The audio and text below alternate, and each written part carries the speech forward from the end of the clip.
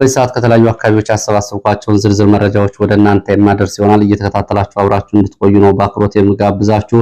በርከት ያሉ ዝርዝር ግንባር መረጃዎችን ይዣለሁ። በአማራ ክልል በተለያዩ አካባቢዎች ያሉ አዳዲስ መረጃዎችን እንዲሁም ደግሞ ወደ አስመራም ወደ መቀሌ ቀጠናም የሚወስዱ መረጃዎች አሉ። አብራችሁ እንድትቆዩ ነው በአክብሮት የምጋብዘው። የአፍሪካ ቀንድንም የተመለከተ እንደዚሁ አጫጭር መረጃዎችን አድርሳችኋለሁ። ከአስመራ እስከ ሞቃዲሾ፣ ከሞቃዲሾ እስከ አቡዳቢ ድረስ እንዲሁም ደግሞ ሳውዲ አረቢያና ሱዳን ድረስ ያለው እና ቀይ ባህርና ምስራቅ የአፍሪካ ቀንድን ያለውን አጠቃላይ ሁኔታ በተመለከተም እንደዚሁ በጣም አጭር መረጃ ይዣለሁ። እየተከታተላችሁ አብራችሁ እንድትቆዩ ነው በአክብሮት የምጋብዛችሁ። በዚህ ሰዓት ከያዝኳቸው መረጃዎች መካከል በኢትዮጵያ ኦርቶዶክስ ምዕመናን ላይ የሚፈጸመው ተከታታይ ጥቃት ቀጥሏል። ከዚህ ጋር በተያያዘ ዛሬ ከተሰሙ መረጃዎች መካከል አንድ አሳዛኝ መረጃ ይዣለሁ። ታቦታትን የኢትዮጵያ ኦርቶዶክስ ተዋሕዶ ቤተክርስቲያን ሲኖዶስ እንዲረከባቸው ወይም ደግሞ ከአካባቢው እንዲያነሳ ምዕመናን ጠይቀዋል። ይሄ የተሰማው እንግዲህ የጠቅላይ ሚኒስትሩ የትውልድ ቀጠና በሆነው በጅማ ዞን ነው። ክርስቲያኖች አካባቢውን ለቀው መሰደዳቸውንና በዚህ ምክንያት አብያተ ክርስቲያናት እንደዚሁ ለእርክስና በሚያጋልጥ ተግባራት በወታደሮች እየተፈጸመባቸው ነው በሚል ይህንን መረጃና ቅሬታ ጥሪ አቅርበዋል። በሰዓት ካስኳቸው መረጃዎች መካከል አብራችሁ የምትሰሙት ይሆናል። በዚህ ቀጠና እንግዲህ በርካታ ሰላዮችን ወደ ኢትዮጵያ አስገብታለች የተባለችው ቱርክን በተመለከተ እንደዚሁ አዲስ መረጃ አለኝ። ቱርክ ከ400 እና 300 ዓመት በኋላ እንደገና የአፍሪካ ቀንድን የአፍሪካ ቀጠናን ሰሜን አፍሪካ፣ ሜዲትራኒያን የባህረ ሰላጤንና እንደዚሁ ደግሞ የአፍሪካ ቀንድን ለመቆጣጠር ከፍተኛ ጥረት እያደረገች ነው የምትገኘው። በዚህ ምክንያት በኢትዮጵያ ውስጥ በርካታ ሰላዮችን አስገብታለች። ከዚህ ጋር በተያያዘ ያለውን መረጃም እንደዚሁ አደርሳችኋለሁ። የኤርትራው ፕሬዝዳንት ኢሳያስ አፈወርቂ ከ6 ወራት በኋላ ትናንትና ለሀገራቸው ቴሌቪዥንና ሬዲዮ የሰጡት ጋዜጣዊ መግለጫ ቃለ ምልልስ አለ። ከዚህ ጋር በተያያዘ የኢትዮጵያን የተመለከቱ ዋና ዋና ጉዳዮች ምንድናቸው የሚለውንም እንደዚሁ ወይዣለሁ አደርሳችኋለሁ። እናንተ እየተከታተላችሁ አብራችሁ እንድትቆዩ ነው በአክብሮት የምጋብዘው። እንግዲህ ሐሳብ አስተያየት ቢኖራችሁ ጥቆማ ዜናችን@gmail.com ላይ ታደርሱ ትችላላችሁ። በአዲስ አበባ መጪውን ምርጫ በተመለከተም እንደዚሁ አሁን እየሆነ ያለውን የተመለከተ አዲስ መረጃ ይዣለሁ። እነዚህም ሁሉ መረጃዎች ትከታተላላችሁ። የግንባር ዝርዝር መረጃዎችን ያው በቅደም ተከተል ይዣለሁ፣ እሱንም አደርሳለሁ። አሁን እንግዲህ የመጀመሪያ ማድረገው መረጃ በነገራችን ላይ ብዙ ሐሳብ አስተያየቶችን ልካችሁልኝ ተመልክቻለሁ። በተለይ በትላንትና እጅ የሰጡትን ኮሎኔል ፈንታሁን ሞሐቤን በተመለከተ የተለያዩ አስተያየቶችን ተመልክቻለሁ። አንዳንዶቹ ትግል እየጠራ ሲሄድ ይህንን ይመስላል። ያው ይንጠባጠባሉ፣ የጸንተው እስከ መጨረሻ የሚቀጥሉ ይቀጥላሉ። ይሄ በትግል ውስጥ ያለ ሂደት ነው የሚለውንና እንዲሁም ደግሞ ይሄ ጉዳይ ለምን ኃይል ይከፋፍላል፣ ለምን ሰዎች ትግል ይወጣሉ፣ ውስጣዊ ሁኔታውን መገምገምና ማየት ያስፈልጋል የሚሉትን አስተያየቶች ጨምሮ የተለያዩ አስተያየቶችን ተመልክቻለሁ። እንግዲህ ይህንን በተመለከተ አሁንም የተደራጀ ከፋኖ ውስጥም እንዲሁም ደግሞ በትግል ስም እንደዚሁ የሚንቀሳቀስ ታክቲካል የሆነ ግንኙነት ያለው ፋኖችን ለማስኮብለል ወይም ደግሞ የተለያየ ጥቅማ ጥቅም ይደረግላቸዋል በሚል ከባለ ሀብቶችም ከሃይማኖት አባቶችም ከዲያስፖራም ከጋዜጠኞችም ከሚዲያ ሰዎችም ከፖለቲከኞችም ከብልጽግና ካድሬዎችም እንደዚሁ የሚንቀሳቀስ ኃይል አለ። ዛሬ ከወጡ መረጃዎች መካከል ለምሳሌ ባህር ዳር በቋሚነት እንደዚሁ ቢሮ ይዞ በዚህ ጉዳይ ላይ እየሰራ ያለ ግብረ ኃይል አለ። አዲስ አበባም በተመሳሳይ የቀጠና ክፍፍል በማድረግ ጭምር ነው ይህንን ለማድረግ እየተሞከረ ያለው። ቀደም ብለው የገቡት እነ ማስረሻ ሰጤ ደግሞ በየፋኖ አመራሮችና አባላት እየደወሉ ሁኔታዎች እናመቻቻለን፣ ሄሊኮፕተር እንልካለን፣ ከነ ጀነራል አበባው ጋር ነው አብረን የምንገኘው፣ ስለዚህ መግባት አለባችሁ፣ ጥቅማችሁን አስከብራለሁ በሚል እንደዚሁ ይህንንም እያደረጉ መሆኑ ነው የተሰማው። ለማንኛውም ያም ይህን አለ ሌላውም ይህንን አደረገ የሚለው ጉዳይ ሳይሆን በትግል ጸንቶ ነገ የሚገጥመውን ሁኔታ ግምት ውስጥ አስገብቶ ያው እንግዲህ የራስን ምርጫ መወሰን በጣም አስፈላጊ ነው የሚሆነው። በእንዲህ አይነት ጊዜ ደግሞ የበከባድ ሁኔታ ደግሞ የወጀብና ውዥንብሮች በብልጽግና ገጾች የሚለቀቁ አሉ። አንድ ሰው እጅ ሲሰጥ ሌላውም ሊሰጥ ነው በሚል በሚለቀቁ መረጃዎች ደግሞ የበለጠ በፋኖ ሰራዊት ውስጥ አሉታዊ ተጽዕኖ እንዳይፈጥሩ ይህንንም የፋኖ መሪዎችና የሚዲያ ክፍሎቻቸው ይህንን ማስረዳትና ማስገንዘብ ያስፈልጋል። በተከታታይ የሚያወጧቸው ስሞች የእጅ ሊሰጡ ነው በሚል የሚያወጧቸው ስሞች ከማወናበድ ባለፈ የልብ ትርታ መለኪያም ይሆናሉ። ስለዚህ ይህንን የሚሰራጨውን መረጃ በአግባቡ መመልከት ያስፈልጋል።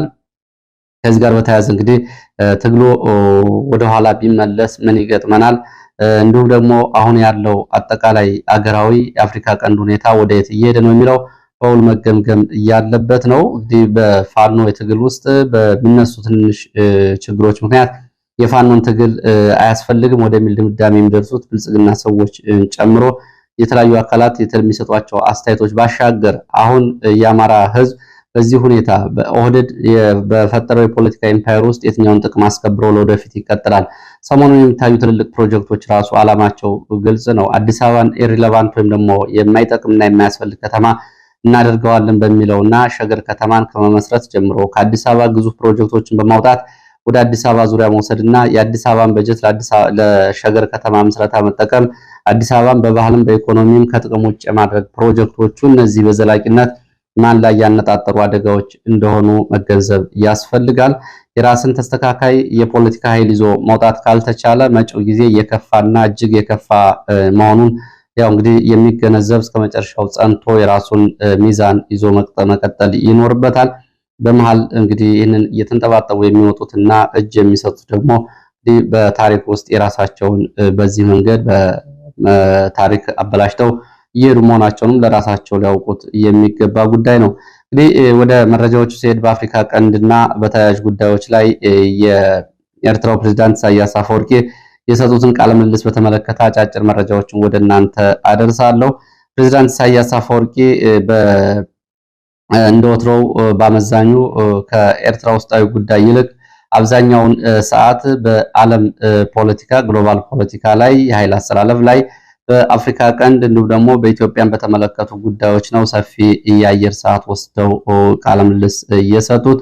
በኤርትራ ጉዳይ ያነሷቸው ጥቂት ጉዳዮች እንዳሉ ነው። በዋናነት ግን ግሎባል ኢሹ የቀዝቃዛው ጦርነት መጠናቀቅን ተከትሎ ከግሎባል ፖለቲካ አንጻር ግሎባል ኦርደር ወይም ደግሞ በተደጋጋሚ የሚያነሱት ከቀዝቃዛው የዓለም ጦርነት በኋላ በአሜሪካ ብቸኛ ሆና ፈላጭ ቆራጭ ሆና የወጣችበት የዓለም ፖለቲካ አሁንም እየተዳከመ መምጣቱን የሚያሳየውን ሐሳባቸውን ጨምሮ የተለያዩ ጉዳዮችን አንስተዋል። አሜሪካ በዕዳ ተዘፍቃለች በሚል እንግዲህ የአሜሪካን ዕዳ ጭምር በማንሳት ነው እንግዲህ አሜሪካ ስለመዳከሟ ለማሳየት የሞከሩት።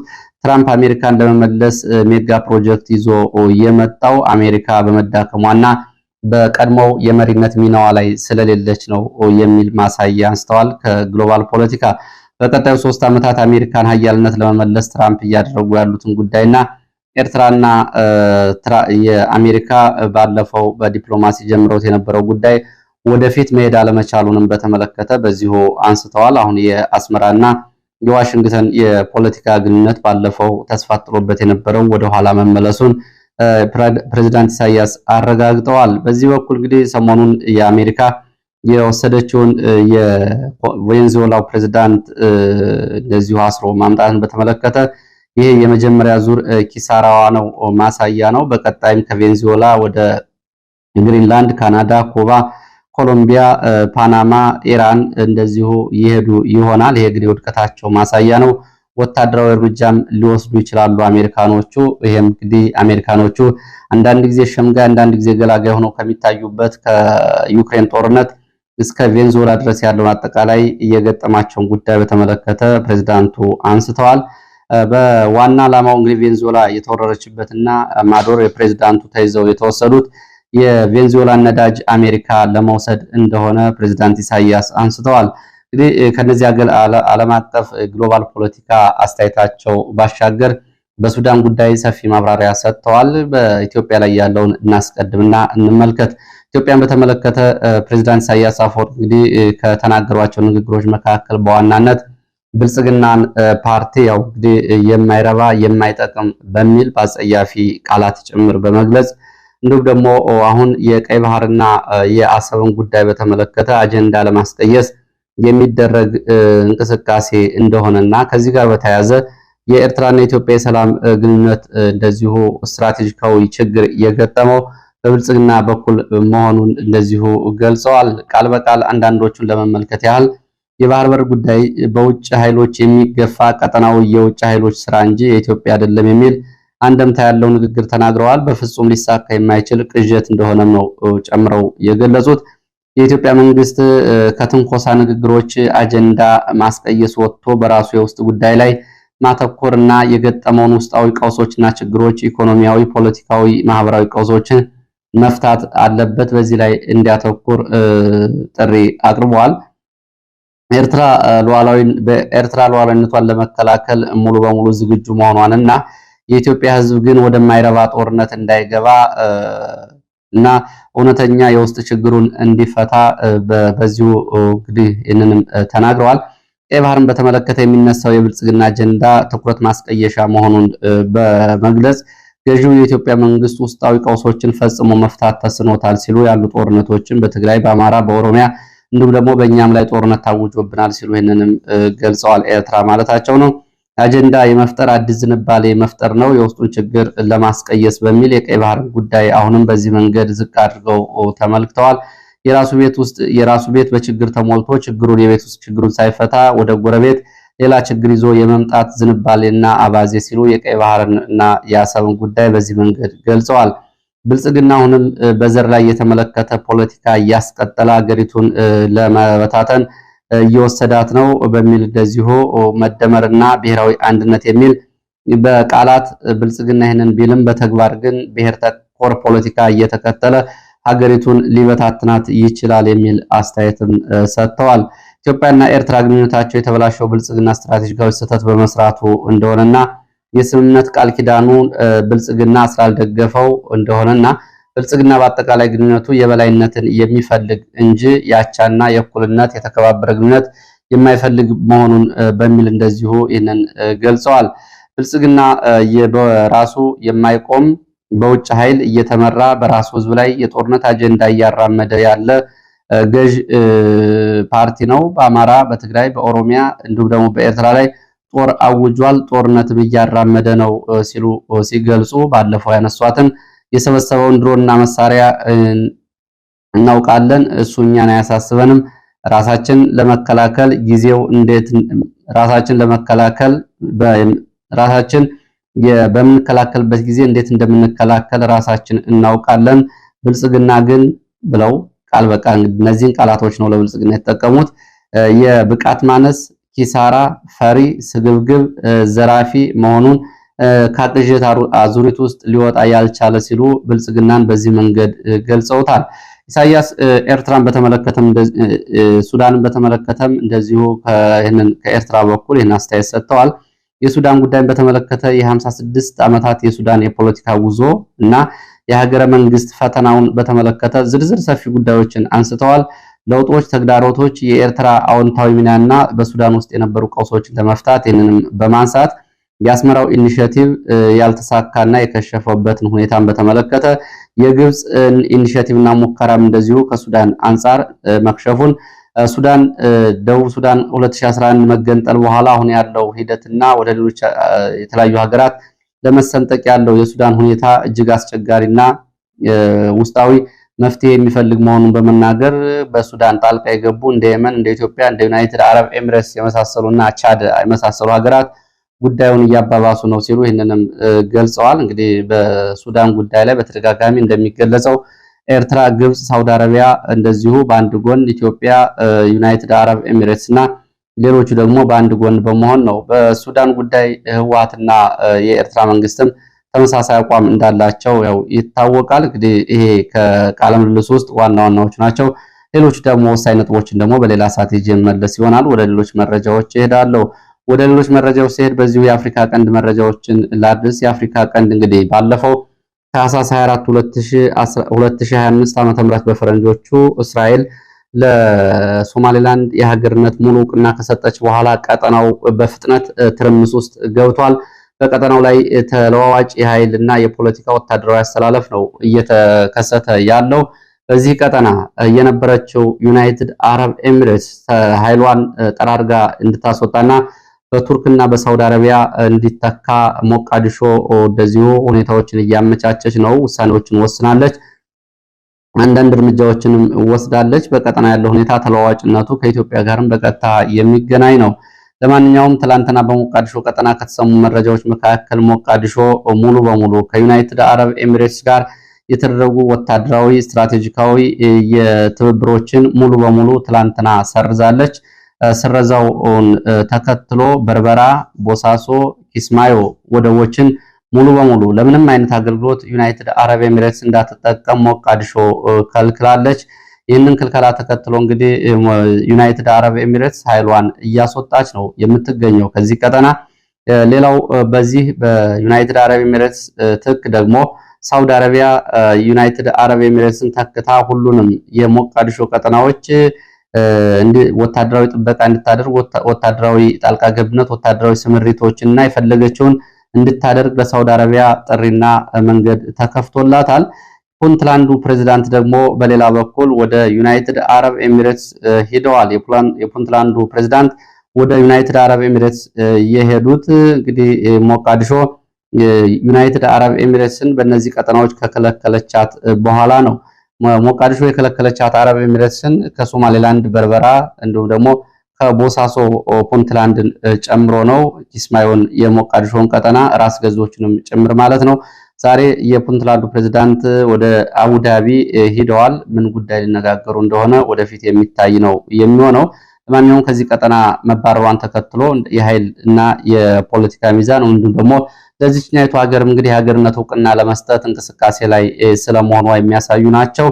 ለማንኛውም በሌላ በኩል ደግሞ ከሱዳን አንጻር የተሰማው ዩናይትድ አረብ ኤሚሬትስ ለአርኤስኤፍ ለሱዳኑ ፈጥኖ ደራሽ ኃይል እጅግ ዘመናዊ የሚባሉ OWA ድሮን፣ CH-95 ድሮን፣ ATGS ሚሳይሎችን፣ ዘመናዊ ወታደራዊ ተሽከርካሪዎችን፣ ሮኬት አስወንጫፊ እንደዚሁ ዘመናዊ ተሽከርካሪዎችንና ወታደራዊ ኮንቮዮችን ጨምሮ አዳዲስ የጦር መሳሪያ ማቅረቧን ነው መረጃዎች የሚያሳዩት። ይሄ እንግዲህ የሆነው ከበርካታ የቅጥረኛ ወታደሮች ጋር መሆኑን የወጡ መረጃዎች ያሳያሉ። ትላንትና ቀደም ብሎ ሳውዲ አረቢያ ለጀነራል አልቡርሃን ለሱዳኑ ጦር 1.5 ቢሊዮን የሚያወጣ የጦር መሳሪያ እንግዲህ ድሮንም የሰው አልባ ተዋጊ አውሮፕላኖችንም ጀቶችንም ጨምሮ በርካታ የጦር መሳሪያዎችን ከፓኪስታን መግዛቷን ተከትሎ ዩናይትድ አረብ ኤሚሬትስ ይህን አድርጋለች። አሁን በመሐመድ ደጋሎ እና በጀነራል አልቡርሃን መካከል የጦር መሳሪያ የሚያቀርቡት አረብ ኤሚሬትስና ሳውዲ አረቢያ የሱዳንን መከራ በዚህ መንገድ በውክልናና በእጅ አዙር ጦርነት ወደ ችግር ውስጥ እየከተቱት ነው የሚገኘው። ወደ ሌሎች መረጃዎች ሲሄድ ወደ ኢትዮጵያ ሀገር ውስጥ መረጃዎች መለሳለሁ። ከዚህ ጋር በተያያዘ ሌላ ተጨማሪ መረጃ ላቅርብ፣ ይቅርታ።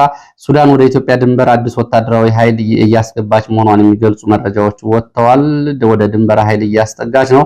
ሰራዊቱ እየተጠጋ ያለው ብሉ ናይል በሚባለው ኢትዮጵያ ድንበር በቤንሻንጉል ጉሙዝ በኩል ሲሆን የሱዳን ጦር አዲስ ወታደራዊ ቤዝ እየገነባና እንደዚሁም ደግሞ ወታደራዊ ሰፈር እየመሰረተ መሆኑ ታውቋል። በኢትዮጵያ አቅራቢያ ባሉ የሳውዲ አረቢያ አየር ኃይል ሰሞኑን ድብደባ በፈጸመበት በዚህ ቀጠና 35 በላይ ወታደራዊ ተሽከርካሪዎች ከአረብ ኤሚሬትስ ለአርኤስኤፍ ሲቀርቡ የነበሩ ተሽከርካሪዎች እና ቅጥረኛ ወታደሮች ከጥቅም ውጭ መደረጋቸው ይታወቃል።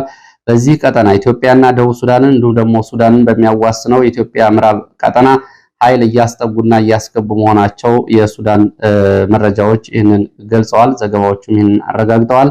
ወደ ህወሓትን የተመለከተ መረጃ ላስከትል። ህወሓትን የተመለከተው መረጃ እንደዚሁ ህወሓት አዳዲስ የጦር መሳሪያዎችን እያስገባ መሆኑን ነው መረጃዎች የሚያሳዩት። መነሻቸውን ከኤርትራ በኩል ያደረጉ የጦር መሳሪያዎች በትግራይ በሶስት ቦታዎች መዳረሻቸውን አድርገው የጉዞ እያደረጉ መሆናቸውና ቀደም ብሎ የደረሱ መኖራቸውን የመረጃ ምንጮች ገልጸዋል። ሰሞኑን በሸራ የተሸፈኑ ተሽከርካሪዎች በኤርትራ በኩል ወደ ተለያዩ ቦታዎች የጦር መሳሪያ ማጓጓዛቸውን የሚገልጹት መረጃዎቹ የጦር መሳሪያዎች የጫኑ ተሽከርካሪዎች ወደ ሽሬ ቀጠና በመግባት በሁለት አቅጣጫ ነው ስምሪት የወሰዱት። አንደኛ እንደ መረጃ ምንጮቹ ከሆነ አንደኛው መዳረሻ ጸሊሞይ ተብሎ የሚጠራ አካባቢ ልዩ ቦታው በውል ያልታወቀ ሲሆን ሁለተኛው ደግሞ ወደ ተንቤን ቀጠና አዴትና ተንቤን መሃል ተከዜ ወንዝ አቅራቢያ ወደሚገኙ ቦታዎች ነው እየወሰዱት ብለዋል። ህወሓት እንግዲህ የካቲት 11 2018ን የምናከብረው የወልቃይትን በመቆጣጠር ነው በሚል አርቢ 60 ተጨማሪ ሜካናይዝድ እንዲያቋቁም እያደረገ ሲሆን ለዚህ ኃይልም እንደዚሁ መሳሪያ እያስገባ እንደሆነ ነው መረጃዎች የሚገልጹት። የድሮን እና የጸረ ድሮን ኦፕሬተሮችን እንደዚሁ ማስመረቁ ይታወቃል። እነዚህ ወደ ትግራይ እንዲገቡ እየተደረገ ነው ከሱዳን በኤርትራ በኩል። ሰሞኑን እንግዲህ ያስገባቸው መሳሪያዎች አይነትና መጠን ግን በብዛት አልታወቀም ብለዋል የመረጃ ምንጮቹ።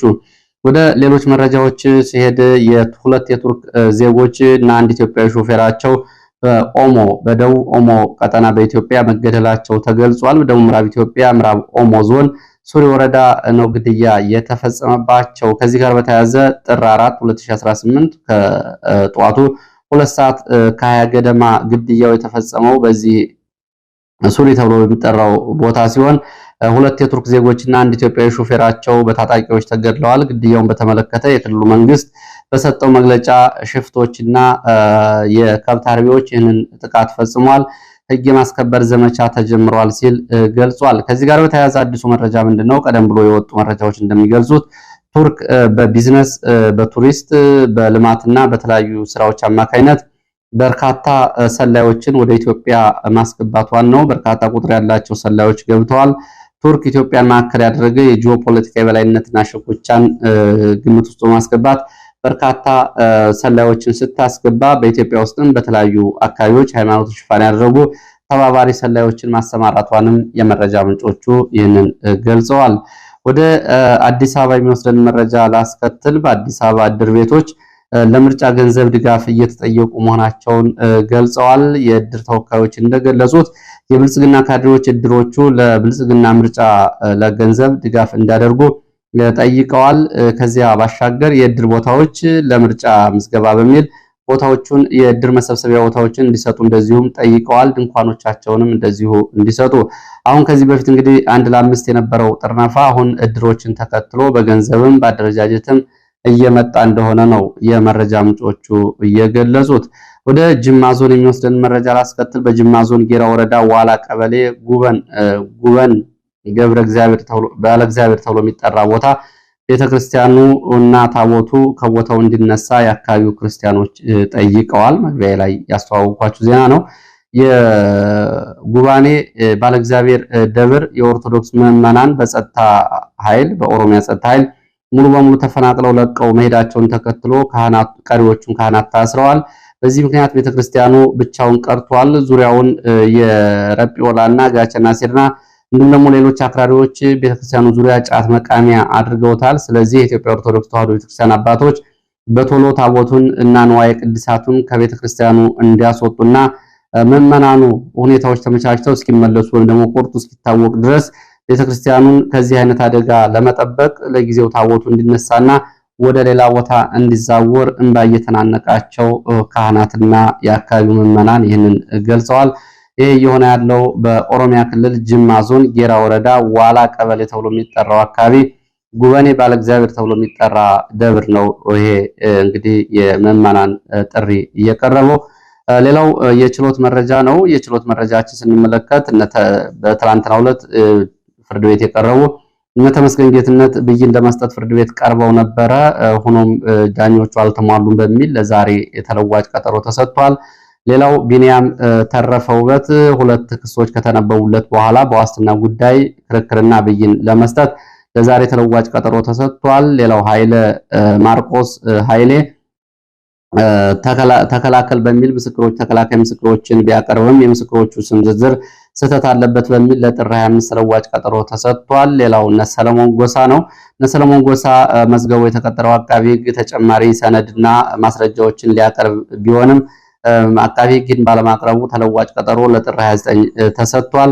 ሌላው ነፈለቀ ታደሰ ናቸው። ነፈለቀ ታደሰ ለብይን የተቀጠሩ ቢሆንም ዳኞቹ መዝገቡን አልተመለከቱትም በሚል ለጥር 15 2018 ተለዋጭ ቀጠሮ ተሰጥቷል። ይህ እንግዲህ ከችሎት መረጃዎች ነው። ሌላው ወደ ግንባር መረጃዎች ስንሄድ ወደ ወልዲያና አካባቢ የሚወስድ መረጃ አስከትላለሁ። ወልዲያ ዙሪያ ከወልዲያ ከተማ ወደ ተለያዩ ቦታዎች ዛሬ ማለዳ የከባድ መሳሪያ ድብደባ ሲደረግ አርፍዷል። ጎንደር በር፣ ማር ማቀነባበሪያ፣ መምህራን ኮሌጅ፣ ኢንዱስትሪ መንደር ተብሎ ከሚጠሩት አካባቢዎች ወደ ቃሊምና የተለያዩ ወልዲያ ዙሪያ ተራራማ ስፍራዎች የመሳሪያ ድብደባ እየተደረገ ነው። የዙ 23 ድብደባ የመድፍ ድብደባ መኖሩን የሚገልጹት የመረጃ ምንጮች በተኩሱ የደረሰው ጉዳት አልታወቀም። በተለይ ወደ ቃሊም ቀጠና እንዲሁም ደግሞ ወደ ጥቁር ውሃ ተከታታይ ድብደባ እየተደረገ መሆኑን የመረጃ ምንጮቹ ገልጸዋል። ሌላው ወደ ባህር ዳር ዙሪያ ሜጫ የሚወስደን ነው። ካቸፈር ቢኮሎ በኩል ወታደራዊ ስምሪት ወስዶ ወደ ሰሜን ሜጫ ዙሪያ ሲንቀሳቀስ በነበረው ወታደራዊ ኃይል ላይ የሐሙሲት በተባለ ቦታ ፋኖ በፈጸመው ድንገተኛ የደፈጣ ጥቃት ጉዳት ደርሷል።